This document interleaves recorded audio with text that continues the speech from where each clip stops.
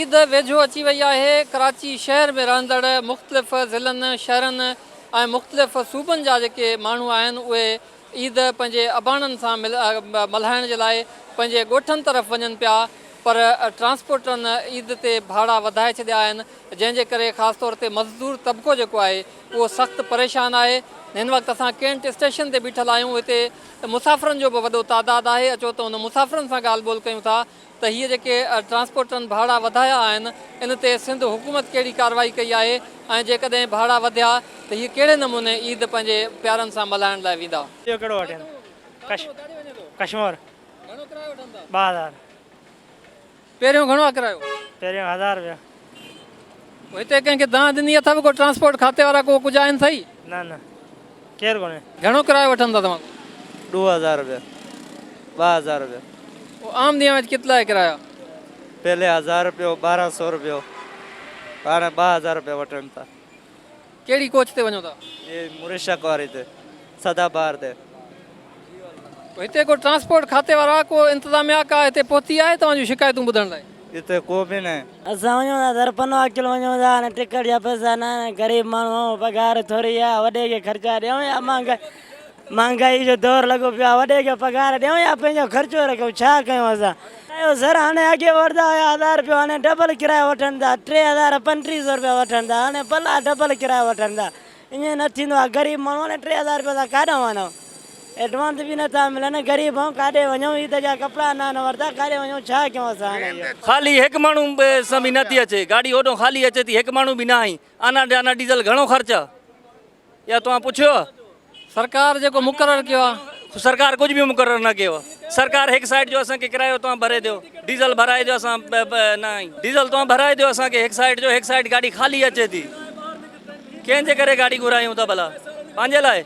हिकु साइड ख़ाली अचे, हिकु साइड को अगरि असां रेगुलर किराए में बि हलायूं पोइ ॿुधायो न किरायो किथे वञी पहुतो आहे, टूल किथे वञी पहुता आहिनि? इहा ज़ुल्म तव्हांखे न? ट्रांसपोर्ट खाते जूं जेके टीमूं बीठियूं आहिनि उहे तव्हांजे ख़िलाफ़ु कार्रवाई कनि त पोइ तव्हां कीअं कंदव? हुनखे मोके कंदा कहिड़नि तव्हां केसि ताईं हलंदी आहे गाॾी तव्हांजी? आहिनि पहिरियों इंटीरियल सखर शिकारपुर जा आहिनि।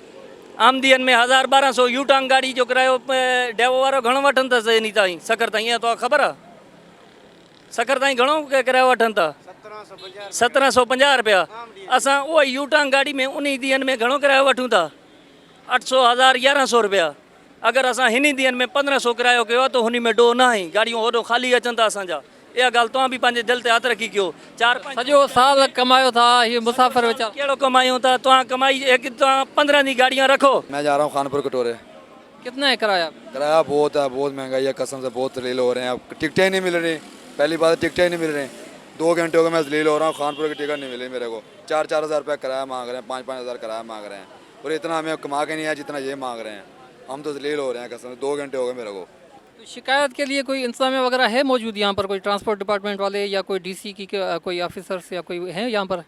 यहाँ पर अभी तक तो कोई नहीं मिला, कोई भी। जो मिल ही रही टिकटें, बोल रहे हैं गाड़ी नहीं है, टिकटें पहले बुक हैं, जलील कर रहे हैं और कुछ भी नहीं है। जिला रेमियार जा रहे हैं।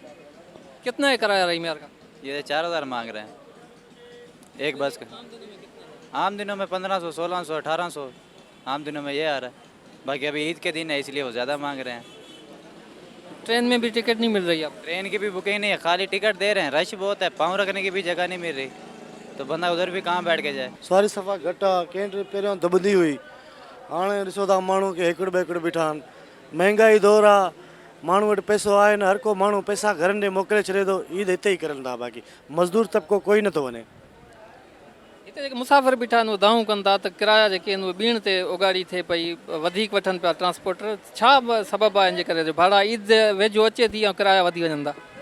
साईं असल में मालिकनि खे बि होॾो अचण में ख़ाली ख़ाली गाॾियूं काहे था अचनि मुसाफ़िर खे सहूलियत ॾियण जे लाइ, त भई असांखे उन्हनि खे खणी करे ॻोठु पुॼायूं, ईद करायूं बचड़नि था। उतो ख़ाली अचनि था। ॾिसो था महांगाई एतिरी थी वई आहे जो डीज़ल वञे 148 रुपया लीटर पुॻी आहे। उतो हिकु पासे जो आना जाना ख़र्चु असांजो 70,000 आहे। किरायो हिन दफ़े त अञा मुनासिबु आहे, 1800-1700 किरायो थो हले। अॻिली ईदनि ते पहिरियां ईदनि ते त 2-2000 2200 किरायो हलियो सखर शिकारपुर जो। हिन दफ़े त नॉर्मल किरायो थो हले, ईअं सम्झो। उतो ख़ाली अचनि था गाॾियूं, हितां भरियूं वञनि थियूं। इहो कसरत ओॾो वारी हितां निकिरंदी न था। कितना है किराया कश्मीर का? 2000। पहले आम दिनों में कितना था किराया? 800-900। अभी इतना डबल पे पैसे ले रहे हैं तो आप कैसे भरेंगे पैसे ये? बस दे रहे हैं, घर तो जाना है, क्या करें, मजबूरी है। क्या करते हैं इधर कराची में और क्या आप कितने महीनों बाद जा रहे हैं अपने गांव? 4 महीने के बाद जा रहा हूँ। कोई कार्रवाई करने वाला है यहाँ पर ट्रांसपोर्टरों के खिलाफ कोई? नहीं, अभी तो कोई नज़र ही नहीं आ रहा है, कोई नहीं है। किरायो घणो था वठन? 2200 वठनि था, 2000, 2200, 2500 ईअं, को 2500 चवे थो, को 2000। छा कंदा आहियो हिते कराची में? मज़दूरी जो कमु कंदा आहियूं, मज़दूरी जो छा कयूं, मजबूरी आहे, वञिणो त आहे न, जेको वठनि हाणे 2000 वठनि, 3 वठनि, बचनि में त वञिणो आहे न। 42 सीटां कोच में हूंदियूं आहिनि ऐं उन में फोल्डिंग न हूंदी आहे। फोल्डिंग हूंदी आहे सादी गाॾी में, जंहिंजो किरायो 800 रुपया हूंदो आहे। किरायो मुसाफ़िर दाऊं कंदा त वधीक वठनि था, छा सबबु आहे इहो? मुसाफ़िरनि खे ख़बर आहे कि तेल 147 रुपया डीज़ल आहे। हर को माण्हू सम्झे थो पियो उन शइ खे, तव्हां एंकर बि सम्झी सघो था पिया कि तेल महांगो आहे। ओॾां जेकी बि गाॾी अचे थी ख़ाली अचे थी पई, हितां गाॾी जेका वञे थी पई उहो पंहिंजो ख़र्च बि नथो लाहे। जेके मालिक डबल कमायूं करनि था पिया उन शइ जी बि तव्हांखे ख़बर लॻी वेंदी। 44 सीटर गाॾी आहे, बिलफर्ज़ कर शिकारपुर वञे थो पियो, उनजो किरायो 1800 रुपया तव्हांजे बकौल ऐं सवारियुनि जे बकौल, लेकिन असां उनजो 1500 रुपया वठंदा आहियूं। उनजा पैसा 66,000 रुपया थियनि था पिया। उन गाॾी जो डीज़ल जो ख़र्चु आहे 50,000 रुपयो अप डाउन जो। हाणे इन में टूल प्लाज़ा बि आहिनि, इन में अमले जो ख़र्च बि आहे, इन में मानी जो ख़र्च बि आहे। मालिकनि खे टोटल रुपया 8-9 हज़ार चकर ते बचंदा आहिनि, जेके होॾो ख़ाली अचनि था, हेॾो वञनि था पिया। अॼु तव्हां हिते मुसाफ़िरनि जूं ॻाल्हियूं ॿुधियूं। मुसाफ़िरनि जो चवणो त ट्रांसपोर्टनि मनपसंदि भाड़ा मुक़ररु करे छॾिया आहिनि ऐं ट्रांसपोर्ट खाते जूं अख़्तियारियूं जेके दावाऊं कनि पियूं त पूरे सिंध में ट्रांसपोर्टनि जे ख़िलाफ़ कार्रवाइनि जे लाइ टीमूं क़ाइमु कयूं वियूं आहिनि। उहे टीमूं हिते किथे बि बस अॾनि ते नज़र न पियूं अचनि। ऐं मुसाफ़िर चवनि पिया त जिते कराची खां सखर ताईं जो जेको आम ॾींहंनि में 800 रुपया किरायो वसूलु कयो वेंदो हो, हाणे उहो 1500 खां 1800 रुपया ताईं वरितो वञे थो।